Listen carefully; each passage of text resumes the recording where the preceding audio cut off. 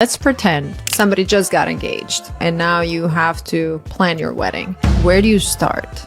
I always say, take a beat, pause, and enjoy the moment. Make sure you are able to process what's happening and don't dive in right away. Give yourself like a week at least. Once you've taken some time, you have to have a conversation with your partner. What do you envision for this wedding? What is on your mind? You need to align on what you both want for your wedding day. Where you want to get married? What is the vibe of the wedding? What is the scale of it? Is it small and intimate? Is it a destination?